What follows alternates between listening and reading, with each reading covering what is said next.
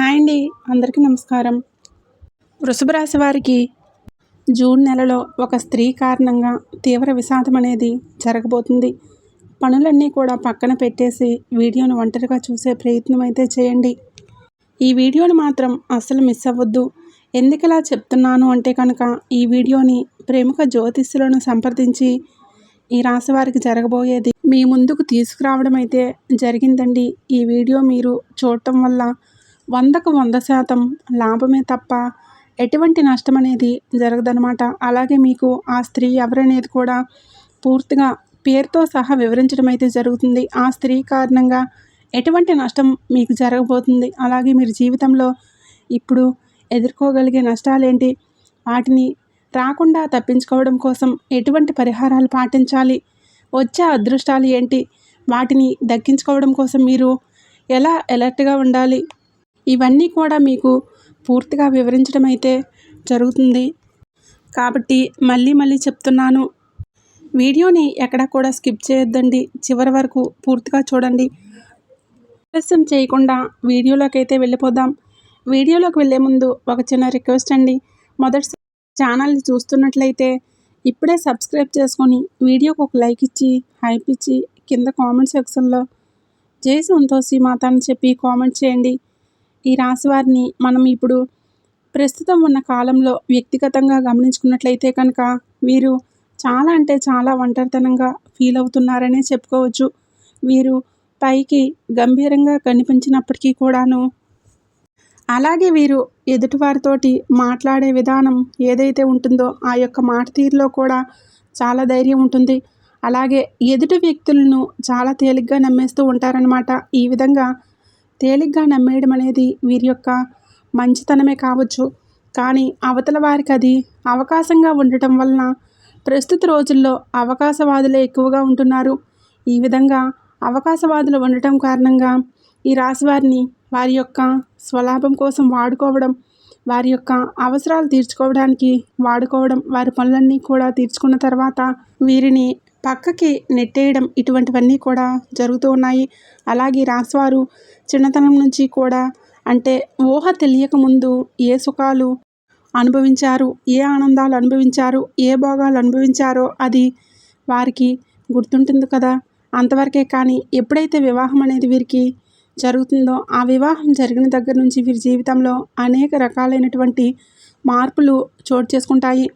ముఖ్యంగా చెప్పాలంటే కనుక వీరి జీవితం ఏదైతే 80%, 60% గడిచిపోతూ ఉందో ఇందులో సగానికి పైగా కష్టాలు ఎప్పుడు అడపాదడప వచ్చే చుట్టాలలాగా సుఖాలు వచ్చి పలకరించి వెళ్ళిపోతాయే తప్ప జీవితంలో అసలు మేము పుట్టిందే కష్టాల కోసమేనా, మేము పెరిగింది కష్టాల కోసమేనా, మాకు పెళ్ళయింది కష్టాల కోసమేనా అన్నట్లుగా వీరి జీవితం అనేది ఉంటుందన్నమాట. అంటే ఇన్ని కష్టాలు భరిస్తూ కూడా ఒక్కొక్కసారి వీరికే అనిపిస్తూ ఉంటుందన్నమాట, నేను పుట్టింది ఈ కష్టాలన్నీ భరించడం కోసమేనా, నా స్థానంలో మరొకరు ఉంటే కనుక ఎప్పుడో చనిపోయేవారు అని చెప్పి వీరికి ధైర్యం అనేది చాలా ఎక్కువగా ఉంటుంది.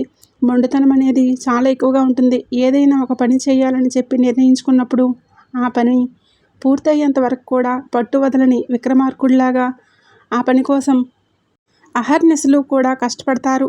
ఎంత దూరమైనా కానీ వెళ్తారు. చివరికి ఆ పని ముగిసేంత వరకు కూడా నిద్రపోరన్నమాట. అంత పట్టుదల కలిగిన వ్యక్తులు అంటే కష్టాలు ఉన్నవారికి మానసికంగా కొంచెం కృంగిపోయే మనస్తత్వం ఉంటుంది. కానీ వీరు అలా కాదు. మానసికంగా ఎన్ని కష్టాలు వచ్చినా కూడా నిలదొక్కుకోగలిగే మనస్తత్వం వీరికి ఉంటుంది. అలాగే మనోధైర్యం కూడా వీరికి ఎక్కువ. ఎవరిని చూసి భయపడరు. ఎదుటివారితో ఏదైనా కానీ మాట్లాడాలి అని వారి మనసులో అనిపించినప్పుడు ఆ మాట వెనుకాడకుండా అడగగలిగేటటువంటి ధైర్యం అనేది వీరికి ఉంటుందన్నమాట. ఇలా ఈ రాశివారి యొక్క ఆడవారి గురించి మనం మాట్లాడుకున్నట్లయితే కనుక ఆడవారి యొక్క భర్తలతోటి కష్టాలు అనేవి ఉండవు.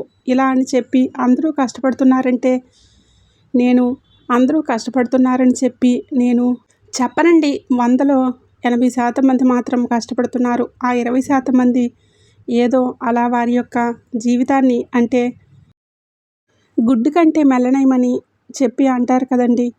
అలా వారి జీవితాలు అలా నెట్టుకుంటూ వెళ్ళిపోతున్నారు. కానీ ఈ యొక్క 80% మంది స్త్రీలు మాత్రం భర్తల వలన చాలా రకాలుగా మానసికంగా, శారీరకంగా, డబ్బు పరంగా, ఆస్తిపరంగా, నలుగురిలో విలువ పరంగా, మర్యాద పరంగా, సంఘంలో గౌరవం పరంగా, అన్నిటి పరంగా కూడా నష్టపోతున్నారనే చెప్పుకోవచ్చు.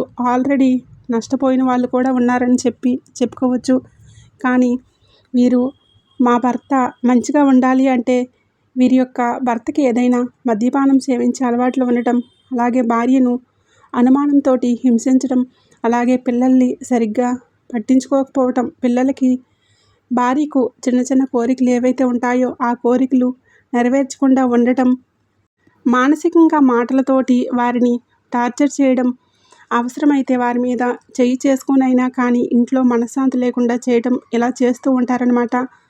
అదే మగవాళ్ళని చూసుకున్నట్లయితే ఇటు ఆడవాళ్ళు కూడా వీరు చెప్పినట్లుగా వినకపోవటం, వీరికి వ్యతిరేకంగా ప్రవర్తించడం, వీరు వద్దు అన్న పని చేస్తూ వెళ్ళటం, ఇలా కొంచెం వీరి యొక్క జీవిత భాగస్వామి వలన చాలా డిస్టర్బెన్స్ అనేవి ఎక్కువగా ఫేస్ చేస్తూ ఉంటారనమాట. ఇలా విడిపోయిన వారు కూడా దాదాపుగా 40% మంది విడిపోయిన జంటలు ఉంటారు. మరి కొంతమంది తప్పదు కదా, మా జీవితాలని ఇలా నెట్టుకుంటూ వెళ్ళాలి కదని చెప్పి అలా ఏదో కానిచ్చేటటువంటి ఆ యొక్క జీవితాలు అనేవి కొన్ని ఉంటాయండి. అలా ఉంటాయన్నమాట. ఏది ఏమైనప్పటికీ కూడాను మిగతా రాసుల వారితో పోల్చుకుంటే కనుక ఈ రాశి వారికి కష్టాలు ఎక్కువే, కన్నీళ్ళు ఎక్కువే, అవమానాలు ఎక్కువ, నలుగురిలో గౌరవం తక్కువ. అలా అని చెప్పి వీరు ఏదైనా తప్పులు చేశారా, పాపాలు చేశారా అనుకుంటే అలా ఏమీ లేదండి. అన్నింటికీ కూడా ఎదుటి వ్యక్తిని గుడ్డిగా నమ్మేసేయడం, నా వాళ్ళే కదా, నా వాళ్ళు నాకు అన్యాయం చేయరు, నా వాళ్ళు నన్ను మోసం చేయరు అని చెప్పి నమ్మటం, లేదంటే మగవారైతే భార్యను నమ్మటం, ఇటు ఆడవారైతే పిల్లల్ని నమ్మడం, అంటే ఉన్న రూపాయి కూడా దాచుకోకుండా పిల్లల యొక్క అభివృద్ధి కోసం, అంటే నేను పడిన కష్టాలు నా బిడ్డలు పడకూడదు, నేను పడిన బాధలు నా పిల్లలు అనుభవించకూడదు అన్న ఉద్దేశంతో ఏదైనా ఒక రూపాయి, అర్ధ రూపాయి దాచుకున్నా కూడా అది పిల్లల కోసమే వాడేయటం, రేపటి రోజున వాళ్ళ యొక్క అవసరాలన్నీ తీర్చుకొని పిల్లలు కూడా వీరికి వ్యతిరేకంగా ప్రవర్తించడం, మాకు నువ్వేదన్నా ఎక్స్ట్రాగా పెట్టావా, మమ్మల్ని కన్నప్పుడు చేసినప్పుడు మమ్మల్ని చూసే బాధ్యత నీకు లేదా, ఆ ఇది కూడా లేకుండా ఉన్నప్పుడు మమ్మల్ని కనడం దేనికి అని చెప్పి ప్రశ్నించే పిల్లలు కూడా వీరి యొక్క జీవితంలో ఉంటారనమాట. అంటే ఇటు చుట్టూ అన్ని రకాలుగా చూసుకున్నా కూడా ఎటు నుంచి కూడా వీరికి సంతోషం అనేది ఉండదు. అలాగే వీరి యొక్క పరిస్థితులను చూసి కుటుంబంలో బంధువుల్లో ఎవరైతే ఉంటారో వీరి యొక్క ఆ కష్టాలు, బాధలు ఇప్పటి రోజుల్లో అయితే అంతే కదండి, అన్నీ బాగుంటే పిలిచి మరీ ఆహ్వానించి మర్యాదలు చేస్తూ ఉంటారు. భర్తలో తేడా వచ్చినట్లు, పిల్లల్లో తేడా వచ్చినా ఇటు, ఆరోగ్యంలో తేడా వచ్చినా ఇటు, ఆరోగ్యంలో తేడా వచ్చినా ఇటు, డబ్బు సరిగ్గా లేకపోయినా కానీ అవతల వారికి చులకన అయిపోతారనమాట ఆ వ్యక్తులు. అలాగే వీరిని కూడా కొంచెం చిన్నతనంగా చూస్తూ ఉండటం, ఇటువంటివన్నీ కూడా జరుగుతూ ఉంటాయన్నమాట. ఈ విధంగా చూసే క్రమంలోనే ఒక స్త్రీ అయితే వీరిని టార్గెట్ చేసిందని చెప్పవచ్చు. ఏ విధమైనటువంటి స్త్రీ అంటే రక్త సంబంధమా, లేదంటే బయటవారా అని చెప్పి అనుకుంటే కనుక ఆ స్త్రీ రక్త సంబంధం అయితే కాదండి, బయటి వ్యక్తులు అనమాట. ఈ స్త్రీ ఏమవుతుందంటే కనుక తన ముందు మంచిగా మాట్లాడుతూ, ఒక్కొక్కసారి తన ముందు మనసుకు నొచ్చుకునే విధంగా మాట్లాడుతూ అవతల వారికి తన మీద లేనిపోని చాడీలు చెప్పి వీరి యొక్క బంధుత్వాలు, రక్త సంబంధాలు ఏవైతే ఉన్నాయో వారందరి మధ్య కూడా వీరి మీద లేనిపోని మాటలు చెప్పుకుంటూ వారి యొక్క జీవితాల్లో ఒకరి మధ్య ఒకరికి సంబంధాలు లేకుండా ఎక్కడికక్కడ విడదీయాలని చెప్పి చూడటం, అలాగే నలుగురు ఒక ఫ్యామిలీ గ్యాదరింగ్ అంటే ఏదన్నా కుటుంబంలో కూడా చిన్న చిన్న పేరెంటమో లేదంటే చిన్న చిన్న ఫంక్షన్ వచ్చిందంటే 10 మంది ఒక చోట ఉన్నప్పుడు ఆ 10 మంది ముందు ఈ రాశి వారిని ఎలా హేళన చేయాలా, ఎలా అవమానపరచాలా, ఏ మాట అంటే వారు చిన్నబుచ్చుకుంటారు, ఏ మాట అంటే వారు బాధపడతారు అని చెప్పి వారు ఆ మాటలు వెతికి పట్టుకొని ముందుగానే నలుగురిలో పరువు తీసే ప్రయత్నం అయితే చేయటం ఈ రాశి వారికి ఒక రకంగా చెప్పాలంటే పైకి ఎంత గంభీరంగా మాట్లాడినప్పటికీ కూడా ఎలా మాట్లాడాలో, ఎవరితో ఎలా మాట్లాడాలో, ఎవరితో ఏ విధంగా ప్రవర్తించాలో ఇప్పుడున్నటువంటి సమాజంలో ఈ అప్డేట్ అయిన జనరేషన్లో ఎవరి మనసులో ఉంచుకొని ఏ విధమైన ప్రవర్తన మన ముందు చూపిస్తున్నారో ఇదేది కూడా అసలు వారికి పూర్తిగా అవగాహన లేకపోవడం వల్ల, అంటే అమాయకులుగా ఉండటం వల్ల ఎదుటివారు వీరి యొక్క జీవితంలోకి చొరబడి వీరిని ఎక్కువ ఇబ్బంది పెట్టే అవకాశం అయితే ఇప్పుడు ప్రస్తుతం ఉంటుందన్నమాట. అందులో ఆ స్త్రీ అయితే మాత్రం ప్రముఖ పాత్ర పోషిస్తూ ఉంటుందన్నమాట. ఈ స్త్రీ కారణంగా మానసికంగా, కుటుంబ పరంగా, అలాగే డబ్బు పరంగా కూడా కొంచెం నష్టపోయే అవకాశం అయితే కనిపిస్తుంది. చివరకు వీటన్నింటికీ కూడా కారణం ఆ స్త్రీనే. నా జీవితంలో ఇన్ని ఎగుడు దిగుళ్ళు జరుగుతున్నాయి కానీ, ఇన్ని ఒడిదుడుకులు జరుగుతున్నాయి కానీ, ఏదన్నా నష్టం జరుగుతుందన్నా కానీ నా వాళ్ళు నన్ను నిందిస్తున్నారు, నన్ను వేరుగా చూస్తున్నారు, నన్ను దూరం పెడుతున్నారు అని చెప్పి మనసులో అనిపిస్తున్నా కానీ దీని అంతటికీ కూడా కారణం ఆ స్త్రీ అని చెప్పి వీరి మనసుకు తెలుస్తున్నా కానీ ఎక్కడా కూడా వారిని అడగలేని పరిస్థితి. ఎందుకు అంటే కనుక ఏదైనా కానీ బంధువుల్లో ఏదైనా మొహాన అడగాలి అని చెప్తే కొంచెం ఇబ్బందిగానే అనిపిస్తుంది. అలాగే బంధుత్వాలు పెంచుకోవాలి కానీ తగ్గించుకొని తెగ్గొట్టుకోవాలి అనే ఆలోచన ఎవరికీ కూడా ఉండదు. కాబట్టి ఒక్కొక్కసారి వీరు లొంగక తప్పడం లేదనమాట. కానీ ఇన్ని అగచాట్లు పడుతున్న వీరికి శివానుగ్రహం అనేది చాలా ఎక్కువగా ఉంటుంది. ఎందుకంటే ఎన్ని కష్టాల్లో ఉన్నా, ఎన్ని బాధల్లో ఉన్నా కూడా ఎదుటివారికి మంచి చేయాలనే చూస్తారు. మాకు ఏవైతే కష్టాలు వచ్చాయో, మేము వేటి కారణం చేత ఇబ్బందులు పడుతున్నామో, లేదంటే ఏ తప్పు జరగటం వల్ల మాకు ఈ కష్టం వచ్చిందో అని చెప్పి అన్నీ ముందుగానే తెలుసుకొని వారికి తెలిసి కనుక ఉన్నట్లయితే ఎదుటివారికి వాళ్ళు పగవారైనా కానివ్వండి, ఎదుటివారికి ఆ కష్టం రాకూడదు, నేను పడిన ఇబ్బంది వాళ్ళు పడకూడదు, నాకు తెలిసింది నేను ఖచ్చితంగా వాళ్ళకి చెప్తాను, వాళ్ళు నష్టపోకూడదు అన్నట్లుగా చాలా మంచి మనసుతో సహాయం చేస్తూ ఉంటారు. ఆపదలో ఉన్న వారిని ఆదుకుంటూ ఉంటారు. అలాగే నా అనుకున్నప్పుడు వారి కోసం ఎంత దూరమైనా వెళ్తారు. ఏ మాటలైనా కూడా మాట్లాడతారనమాట. ఇలా వీరిలో ఉన్నటువంటి ఈ యొక్క మంచి మనసు వల్లే వీరి జీవితంలో ఇన్ని బాధలు పడుతున్నా, ఇన్ని సమస్యలు అనుభవిస్తున్నా ఈరోజు కూడా ఈ యొక్క శివానుగ్రహం అనేది వీరికి ఉండడం చేత వీరి డబ్బుకి ఏ విధమైనటువంటి లోటు లేకుండా, అలా అని చెప్పి లక్షలు ఉంటాయి, కోట్లు ఉంటాయి అని చెప్పి నేను చెప్పనండి. కానీ ఏదో తినడానికి తిండి, కాస్త అవసరానికి రూపాయి చేతిలో ఉండటం, ఇటువంటివి మాత్రం వీళ్ళు చనిపోయేంత వరకు కూడా ప్రశాంతంగానే జరుగుతుందని కూడా చెప్పుకోవచ్చు.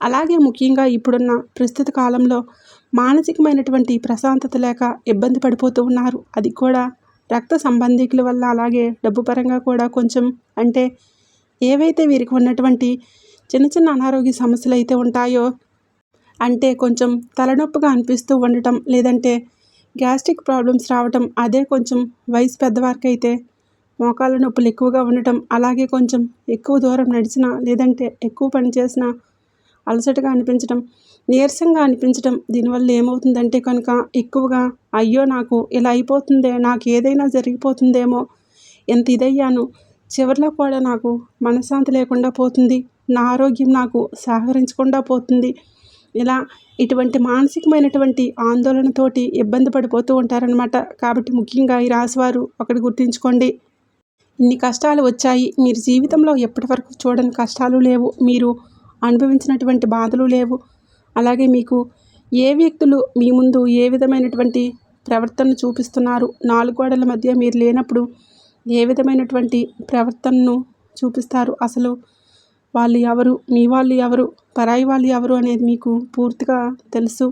మీ అనుకున్న వాళ్ళు మీ నుంచి పూర్తిగా దూరం అయిపోవడం, మీతో మాట్లాడకుండా ఉండటం, అలాగే మిమ్మల్ని ఇబ్బందులు పెడుతూ ఉండటం, మాటలతోటి మిమ్మల్ని చిత్రహింసలు చేయటం, ఇటువంటి వాటిని అన్నింటినీ కూడా మీరు భరించారు. ఇప్పుడు ప్రస్తుతం ఏదైతే ఈ జూన్ నెల ఏదైతే ఉందో, ఈ నెలలో మాత్రం మీరు మీ మనసుతో ఒకటే ఆలోచించుకోవాలి, పడ్డంతకాలం పడ్డాను, ఎన్నో కష్టాలు అనుభవించాను, ఎవరు ఎటువంటి వారో పూర్తిగా నాకు తెలిసిపోయింది. ఎప్పటి నుంచి అయినా కానీ నా సంతోషం నేనే చూసుకోవాలి, టైంకి తినాలి, టైంకి పడుకోవాలి, ఎక్కువగా దేని గురించి ఆలోచించకూడదు, దేని గురించి ఎక్కువగా పట్టించుకోకూడదు, నా ఒంటిని నేనే శ్రమ పెట్టుకోకూడదు, ఎవరి కోసమో కూడా నేను శ్రమ పడకూడదు, మొహమాట పడకూడదు అని చెప్పి వీరికి వీరే తెలుసుకొని టైంకి తినడం, టైంకి నిద్రపోవడం, ఎక్కువగా దేని గురించి అతిగా ఆలోచించకుండా ఉండటం, ఎక్కడ మాటలు అక్కడే వదిలేసేయడం, మనసులో ఏదీ లేకుండా మనసును చక్కగా ఏకాంతంగా ఉంచుకోవడం, ఇటువంటివన్నీ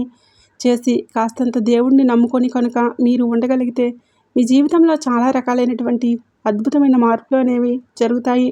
అలాగే మీరు ఎప్పటినుంచో ఒకటైతే కావాలని చెప్పి కోరుకుంటూ ఉన్నారు. అది కూడా మీ యొక్క అభివృద్ధి కోసం, మీ యొక్క గౌరవ ప్రతిష్టలు పెరగడం కోసం, సంఘంలో మీకంటూ ఒక గుర్తింపు రావడం కోసం. అదైతే మాత్రం ఖచ్చితంగా ఈ సంవత్సరంలో అయితే దొరుకుతుందండి. అందులో ఎటువంటి లోటు లేదు. కాకపోతే దానికోసం ప్రయత్నాలు ఏవైతే చేస్తున్నారో అవి మాత్రం కొంచెం బలంగా చేయండి. ఇక ఎటువంటి ఇబ్బందులు కూడా ఉండవు. అలాగే ముఖ్యంగా జూన్ నెలలో ఒక సోమవారమైనా కానీ ఈశ్వరునికి ఒక చెంబుడు నీటితోటి కానీ, లేదంటే కనుక ఆవు పాలు దొరుకుతాయి కదండి, ఆవు పాలతోటి కానీ అభిషేకం చేసి శివలింగానికి మీ యొక్క సంకల్పాన్ని కనుక మీరు చెప్పుకున్నట్లయితే ఆ శివయ్య అనుగ్రహంతో మీకు ఉన్నటువంటి ప్రతి సమస్య పూర్తవుతుంది. మీకు మంచి ఆరోగ్యం అనేది దక్కుతుందనమాట.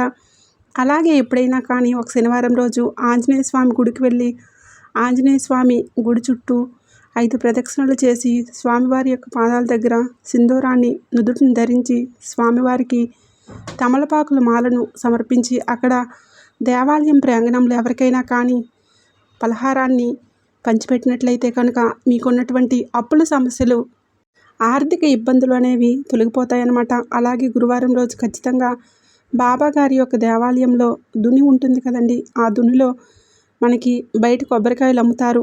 ఎండు కొబ్బరికాయలు దునిలో వేయడం కోసం అని చెప్పి ఆ యొక్క దునిలో కొబ్బరికాయ ఒకటి తీసుకొని, ఎండు కొబ్బరికాయ మీ యొక్క సంకల్పాన్ని చెప్పుకొని మీ సంకల్పం నెరవేరాలని చెప్పి, అలాగే మీ మీద ఉన్నటువంటి నెగిటివ్ ఎనర్జీ పూర్తిగా తొలగిపోవాలని చెప్పి దునిలో ఖచ్చితంగా మీరు ఆ యొక్క కొబ్బరికాయను వేసి మీరు సంకల్పించుకొని దుని చుట్టూ 3 ప్రదక్షిణలు చేయండి. మీరు అనుకున్న కోరిక అనేది ఖచ్చితంగా నెరవేరుతుంది. అలాగే మీరు బయటికి వెళ్ళేటప్పుడు నుదుటిని ఖచ్చితంగా అమ్మవారి యొక్క కుంకుమ కానీ, ఆంజనేయ స్వామి యొక్క సింధూరాన్ని కానీ పెట్టుకుంటే మీరు చేసే పనుల్లో విజయాలు లభిస్తాయి. దీనివల్ల మీకు ఉన్నటువంటి నరదిష్టి, నెగిటివ్ ఎనర్జీ, ఎవరైతే మీ యొక్క పతనం కోరుకునే వాళ్ళు ఉంటారో వారి యొక్క ఏడుపులు ఇవేవి కూడా మీ దరిదాపుల్లోకి చేరకుండా ఉంటాయన్నమాట. అలాగే ప్రతి అమావాస్య రోజు రాళ్ళ ఉప్పుతోటి లేదంటే ఎర్రనీళ్ళతోటి దిష్టి తీసేసుకునే ప్రయత్నం అయితే చేయండి. అలాగే గురువారం రోజు కానీ లేదంటే బుధవారం రోజు కానీ రావి చెట్టు, వేప చెట్టు కలిసి ఉన్న దగ్గర ఒక